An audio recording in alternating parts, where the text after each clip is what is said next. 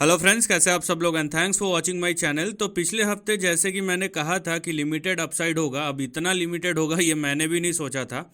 देखिए, ये सबसे पहले तो निफ्टी का आप फ्राइडे का परफॉर्मेंस देखिए। नीचे से ऊपर गया डे हाई पे और वहाँ से थोड़ा सा करेक्शन आया। ये तो रही निफ्टी की बात। और निफ्टी के इसको हम कंप्लीटली नेगेटिव बोल भी नहीं सकते। ऑल दो आप देखेंगे तो डे क्लोज में ये 42 पॉइंट है, 43 पॉइंट नेगेटिव आया। लेकिन अगर आप खाली चार्ट को देखेंगे तो नीचे से अच्छी खासी रिकवरी आई है और ऊपर ऊपर से थोड़ा सा करेक्शन आया है। लेकिन अगर मैं बैंक निफ्टी को देखूं तो ये फ्लैट शुरू हुआ था, वहाँ से ऊपर गया और लास्ट के 1 घंटे में जो फ्राइडे का क्लोज था पूरा का पूरा धराशायी हो गया। तो यहाँ पे इंडिकेट होता है, अगर मैं सिर्फ बैंक निफ्टी के फ्राइडे के प्राइस एक्शन को देखूं तो सिर्फ यही दिखाई देता है कि थर्सडे को जब एक्सपायरी हुआ और फ्राइडे को जो यहाँ पे पोजीशंस बने वो कहीं ना कहीं ट्रैप करने के लिए थे और उसके बाद घसीट के ऊपर ले गए और वहाँ से धड़ाधड़ यहाँ पे सबकी बिकवाली हो गई। तो अच्छी खासी पिटाई हुई है और इसीलिए मैं बोल रहा था कि लिमिटेड अपसाइड है।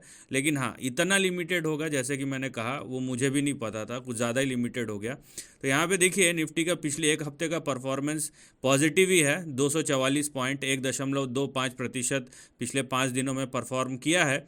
वहीं अगर मैं बैंक निफ्टी का देखूं तो देखिए बैंक निफ्टी भी 1% का परफॉर्मेंस है, 452 पॉइंट्स। तो यहाँ पे निफ्टी ने बैंक निफ्टी को आउट परफॉर्म किया है अच्छा खासा, क्योंकि और ये खासकर हुआ है यहाँ पे देखिए थर्सडे को भी बैंक निफ्टी का परफॉर्मेंस कुछ अच्छा नहीं था उतना, राइट। और वहीं अगर आप देखेंगे कि फ्राइडे को भी ऊपर जाने की कोशिश किया लेकिन नीचे आ गया। तो कहीं ना कहीं फ्लैट चार्ट है, लेकिन इसके और भी कुछ डायनेमिक्स है जो मैं एक्सप्लेन करूँगा आपके साथ। तो आगे क्या करना है? आगे ये करना है कि हम एनालिसिस करेंगे, लेकिन उससे पहले अगर अभी तक आपने चैनल को सब्सक्राइब नहीं किया है तो जल्दी से सब्सक्रिप्शन का बटन दबाइए और नोटिफिकेशन का बेल भी ऑन कर लीजिए, ताकि जब भी मैं कोई नया वीडियो अपलोड करूं वो आपको नोटिफाई हो जाए। Sectoral performance bank Nifty down, Nifty auto ने ग्रीन में शुरुआत की है। फाइनेंशियल से जुड़े सब डाउन है। यहाँ पे एफएमसीजी पॉजिटिव है, आईटी नेगेटिव, मीडिया नेगेटिव, थोड़ा सा मतलब 1% से ज़्यादा ही है ये। मेटल नेगेटिव, फार्मा पॉजिटिव, और उसके बाद पीएसयू प्राइवेट बैंक फाइनेंस सब नेगेटिव, रियल्टी फ्लैट है, हेल्थ केयर इंडेक्स थोड़ा सा पॉजिटिव है, बाकी consumer durable negative, flat to negative बोलेंगे। और यहाँ पे ऑयल एंड गैस जो है फ्लैट है। तो एक चीज़ है कि डिफेंसिव सेक्टर्स में यहाँ पे कहीं ना कहीं थोड़ी सी बाइंग या शिफ्टिंग दिखाई दी है। और एक चीज़ और ध्यान रखिए कि हम रिजल्ट सीजन में एंटर कर चुके हैं, तो यहाँ पे आपको वोलेटिलिटी नज़र आएगा हर एक सेक्टर के परफॉर्मेंस के बेस पे। तो ये भी आपको ध्यान रखना है। उसके अलावा अगर मैं ऑप्शन चेन को देखूं तो ये रहा आपके निफ्टी का ऑप्शन चेन। अब ये मंडे को बदल जाएगा। तो निफ्टी का ऑप्शन चेन अगर आप देखते हैं तो यहाँ पे आपको क्या दिखेगा? सबसे पहले यहाँ पे दिखेगा कि निफ्टी का क्लोज़ हम देख लेते हैं। निफ्टी का जो क्लोज़ है वो है 19,750 पे। तो यहाँ पे देखिए 19,750 पे ऊपर आपके जो ओआई बिल्डअप है 19,800 पे है, उसके बाद 19,900 और 20,000, और नीचे आपका जो पुट में है वो है 19,700 पे और 19,600 पे। तो कहीं ना कहीं ये 19,500 पे उतना नहीं है, मतलब एक लेवल शिफ्ट हो गया है। अभी 19,600 कहीं ना कहीं एक स्ट्रॉन्ग बेस जैसा काम करेगा, लेकिन 19,600 के नीचे गया तो प्रॉब्लम शुरू हो जाएगा, क्योंकि यहाँ पे पोजीशन डेवलप नहीं है। तो ये देखने वाली बात है कि क्या होता है मंडे को, क्या टिकता है या नहीं टिकता है। वहीं अगर हम बैंक निफ्टी को देखें, ये बैंक निफ्टी को देखें और बैंक निफ्टी का क्लोज है 44,287, 44,287। तो यहाँ पे आप देखेंगे कि 44,300, और ओआई बिल्डअप कहाँ पे है? 44,500, 600, 700, 800, 900, मतलब 44,500 से 45,000 तक अच्छा खासा ओआई बिल्डअप है। और नीचे आप देखिए, नीचे जो ओआई बिल्डअप है वो सीधा चले जाता है 43,000 तक। तो ये क्या इंडिकेट कर रहा है ये आप मुझे कमेंट में लिख के बताइए अपने। ठीक है, ये कमेंट सेक्शन में आप लिख के बताइए कि आप देखिए यहाँ पे बड़े वाई बिल्डअप यहाँ पे 44,000 पे, उसके बाद 44,500, फिर 43,500 और 43,000।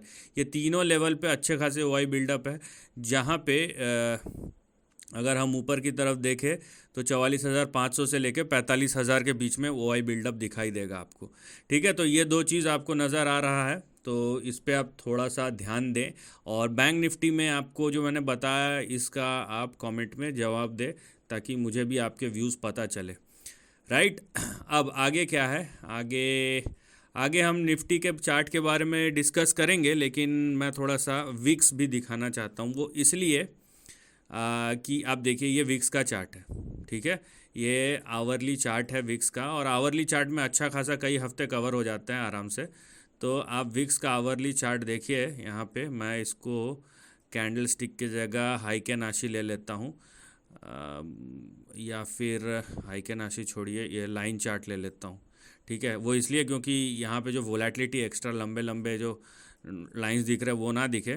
तो यहाँ पे आप देखिए कि विक्स में आपको एक चीज़ नज़र आएगा कि विक्स जो है यहाँ पे अपने सपोर्ट लेवल के आसपास है, ठीक है। सपोर्ट लेवल के आसपास है, इसका मतलब ये है कि कहीं ना कहीं अगर मैं इसको देखूं, इस ट्रेंड को देखूं, आप देखिए यहाँ पे हमें ये इंडिकेशन मिल रहा है कि कहीं ना कहीं यहाँ पे जो मूव होगा, अगला मूव ये ऊपर के तरफ होगा। नीचे आप देखिए, नीचे का जो सपोर्ट जहाँ पे ये ट्रेड कर रहा है वो कहाँ पे है, 10.2 से लेके 10.3, और ये ऊपर जाने के लिए तैयार है, ये 12 से लेके 12.5 तक। तो यहाँ पे विक्स यहाँ पे कहीं ना कहीं ऊपर जाने का इंडिकेशन दे रहा है। तो इसका क्या मतलब है, मैं चार्ट तो एक्सप्लेन करूँगा ही, वो मैं चार्ट में बताऊँगा मुझे क्या लगता है, लेकिन आप इस विक्स को देखिए, पॉज कीजिए और अपने व्यूज़ भी दीजिए, अपने व्यूज़ दीजिए। उसके बाद देखिए क्या आपका व्यू और मेरा व्यू मैच कर रहा है, तो मुझे भी थोड़ा मज़ा आएगा। और अब फ़िलहाल यहाँ पे पॉज करके विक्स का परफॉर्मेंस देखिए। मैं जैसे कि बोल रहा हूँ कि विक्स अभी एक रेंज में ट्रेड कर रहा है, और अगला मूव जहाँ तक है सपोर्ट पे है तो ऊपर की तरफ होगा। तो आपको क्या लगता है, विक्स ऊपर जाएगा तो प्राइस मूवमेंट, बाज़ार का ओवरऑल मार्केट डायरेक्शन क्या होना चाहिए, राइट। तो चलते हैं, अब आप पॉज करके रिप्लाई कमेंट सेक्शन में अपना व्यू शेयर कीजिए, और उसके बाद आप निफ्टी और बैंक निफ्टी की तरफ बढ़िए, जो कि मैं अभी करने वाला हूँ। तो ये निफ्टी का चार्ट है, और यहाँ पे देखिए ये निफ्टी का प्राइस परफॉर्मेंस है। तो पिछले हफ्ते मैंने कहा था कि ये रेंज बाउंड है, तो ये रेंज से निकला नहीं है। और देखिए रेंज के बाद क्या हो सकता है वो भी मैंने 2-2.5 महीने पहले डिस्कस कर दिया है, ठीक है। मैं उसको फिर से डिस्कस करूँगा, लेकिन कन्फर्मेशन चाहिए, इसीलिए नहीं कर रहा हूँ। और जो रेगुलर व्यूअर है वो समझ गए होंगे कि मेरा इशारा किस तरफ है, जो देखते हैं, और जो भी देखते हैं उनको धन्यवाद देखने के लिए। तो यहाँ पे देखिए हमारे पास जो डायरेक्शन है वो यही है, और जब निफ्टी का प्राइस चार्ट इस रेंज के बाहर नहीं जा रहा है तो कोई मेरे को यहाँ पे कोई खुजली नहीं चढ़ी है कि मैं इसके बाहर जाऊँ। तो निफ्टी का आप देखिए नीचे सपोर्ट क्या है, 19,260 और 19,228 या 19,220 ले लीजिए। तो 19,220 के नीचे अगर निफ्टी जाता है तो यहाँ पे फिर यहाँ पे फर्दर सेल ऑफ आएगा, और वहीं जो ऊपर के तरफ रेजिस्टेंस है वो है आपका 20,000 का। तो नीचे देखिए 19,220 और ऊपर 220,000 का जो है ये रेंज है, और इसी बीच में ये ट्रेड कर रहा है। और जब तक इस रेंज के बाहर नहीं चले जाता, या ऊपर जाए या नीचे जाए, ये डिपेंड करता है, तब तक आप भी रेंज में ही रहिए, इसके बाहर जाने की कोई ज़रूरत नहीं है। हाँ, आप हो सकता है कि मैं जैसे 20,000 को लिया हूँ, आप इसको बढ़ा के इसको आप बोले कि नहीं ये 20,230 है, ये भी आप कर सकते हैं। अगर मैं 20,230 लेता हूँ तो मुझे क्या दिखाई दे रहा है यहाँ पे, इसको भी समझ लीजिए। मैंने तो 20,000 लिया था, लेकिन अगर मैं इसको 20,230 लेता हूँ तो मुझे क्या दिखाई दे रहा है, मुझे ये दिखाई दे रहा है कि यहाँ से नीचे से एक स्विंग लगा, फिर यहाँ से करेक्शन होके, ठीक है, ये ऊपर गया है लेकिन ये नीचे टच नहीं हुआ। तो ऐसा है कि एक बार नीचे टच होगा उसके बाद ही ये ऊपर जाएगा फिर से। तो करेक्शन कहीं ना कहीं अधूरा है, ये यहाँ पे ये आपको इंडिकेशन मिलेगा।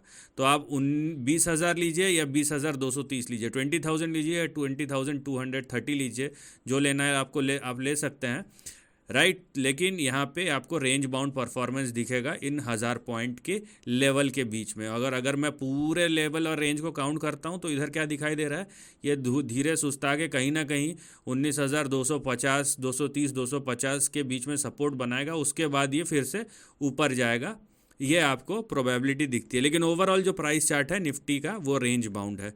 चलिए बैंक निफ्टी को भी देख लेते हैं। हाँ, रेंज थोड़ा बड़ा है वो बोल सकता है। ये बैंक निफ्टी का मैं पहले से चेक कर रहा था, इसलिए आपको यहाँ पे लाइंस दिख रहे होंगे। तो यहाँ पे बैंक निफ्टी का भी देखिए, बैंक निफ्टी में कहीं ना कहीं बैंक निफ्टी पहले से ही अंडर परफॉर्म कर रहा था। अब ये इसके फेवर में जाता है या इसके अगेंस्ट में, ये देखने वाली बात है।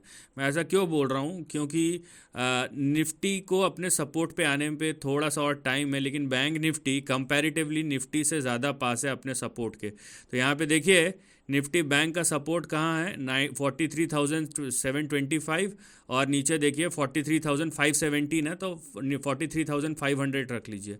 अगर ये 43,500 के नीचे गया तो इसको प्रॉब्लम हो सकता है। यहाँ पे आपको देखिए अच्छा खासा रेंज दिखाई देगा, जहाँ पे ये जुलाई से लेके आज हो गया अक्टूबर, यहाँ पे मिड अक्टूबर हो गया, जुलाई से लेके मिड अक्टूबर तक एक अच्छे खासे दायरे में, अगर मैं इसको कैलकुलेट करूँ आज कितने दिन हो गए, लगभग 113 दिन 114 दिन का यहाँ पे रेंज बना हुआ है। तो ये एक बहुत ही अच्छा रेंज है, जो रेंज को ट्रेड करता है उसके लिए तो बहुत अच्छा ऑप्शन है। तो यहाँ पे आप देख सकते हैं कि निफ्टी बैंक जो है कहीं ना कहीं अपने सपोर्ट के पास है 43,500 और 43,700। अब अगर यहाँ पे सपोर्ट लेता है तो फिर से कहीं ना कहीं 46,300 और 46,400 के पास जा सकता है।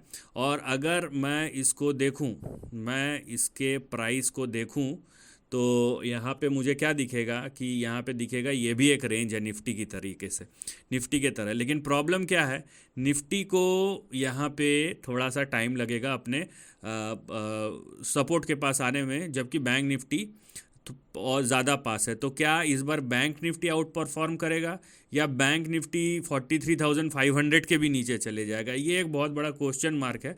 लेकिन रेंज के अंदर है तो मैं रेंज के बाहर नहीं जाना चाहता। रेंज के बाहर मैं तब जाऊंगा चाहे निफ्टी हो या बैंक निफ्टी, दोनों में जब ये ब्रेकडाउन हो। तो आपको जो चीज़ दिखाई दे रहा है निफ्टी में भी और बैंक निफ्टी में भी, दोनों रेंज बाउंड है और दोनों का करेक्शन कंटिन्यू है जब तक कि ये सपोर्ट की तरफ ना बढ़ जाए। एक बार सपोर्ट के आसपास आ जाए तो हो सकता है फिर से यहाँ पे रिवाइवल वाला सिनारियो दिखाई दे। लेकिन एक चीज़ याद रखिए, it's more like a consolidation rather than looking at a big correction. तो यहाँ पे वो सब बैंड बाजे लेके आना और ये बोलना कि गिरने वाला है गिरने वाला है, अरे जब भाई दिख नहीं रहा है तो ज़बरदस्ती का बोलना क्यों है?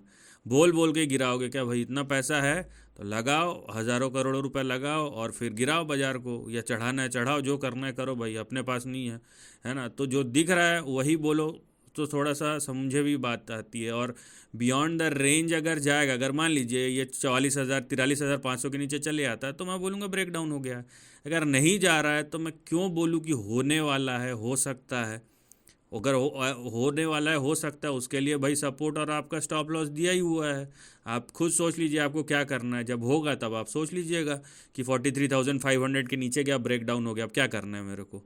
पहले से ढोल नगाड़े लेके कोई मतलब नहीं है। तो हाँ, एक चीज़ है यहाँ पे, विक्स थोड़ा सा बढ़ने वाला है, मैंने जैसे कि आपको बोला था, तो उसका आप कमेंट सेक्शन में आई होप कि आप मुझे जवाब मिलेगा, आपके व्यूज़ जानने मिलेंगे।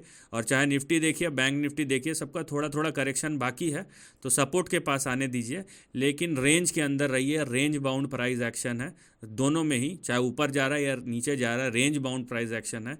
और अगर आप स्ट्रीट स्मार्ट हैं तो आप एजेस को प्ले कर सकते हैं। बाकी जिन लोग प्रो है उनको मेरी ज़रूरत नहीं है, उनके पास अपना सिस्टम पहले से बना हुआ है। So this is the end of the video, thanks for watching.